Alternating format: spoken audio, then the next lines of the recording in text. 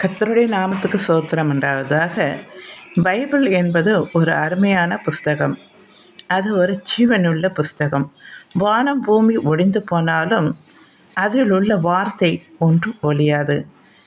நம்மை வழி நடத்தும் வசனம், நாம் யார் என்று காட்டும் வசனம்.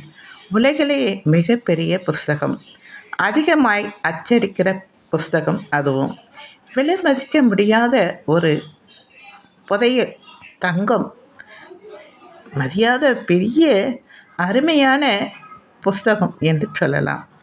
முன்பு நடந்ததையும் இப்பொழுது நடக்கிறதையும் பின்பு நடக்கப் போகிறதையும் சொல்லுகிற ஒரு புஸ்தகம் இதில் உள்ளன. இதை நீங்கள் வாசித்து பாருங்களேன். வாசிக்க வாசிக்க திகட்டாத உள்ள ஆழமான எவ்வளோ காரியங்கள், எல்லா காரியங்களும் இதில் அடங்கியிருக்கிறது என்பதை நீங்கள் ஒரு முறை வாசித்தா புரியாது. வாசிக்க வாசிக்க இது ஒரு தேனிலும் தெளித்தேன். அருமையான, எப்படி சொல்கிறது, அது படிக்க படிக்க தேவனோடு ஐக்கியமாகிறது. தேவன் நம்மோடு பேசுகிற, உறவாடுகிற ஒரு அருமையான புஸ்தகம் என்று சொல்லலாம்.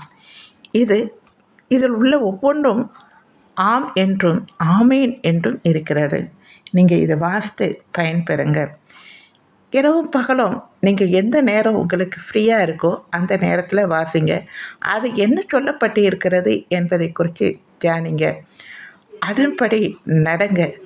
வேதத்தை மறந்தால் நான் உன் பிள்ளையை மறப்பேன் என்று சொல்லப்பட்டு இருக்கிறது. கிறிஸ்தவர்களாகிய ஒவ்வொருத்தரும் வேத புஸ்தகத்தை கண்டிப்பாக படிக்க வேண்டும். அதன்படி நடக்க வேண்டும். சரிங்களா? பிடிச்சிருந்தால் லைக் பண்ணுங்கள், மற்றவங்களுக்கும் ஷேர் பண்ணுங்கள். தேங்க்யூ.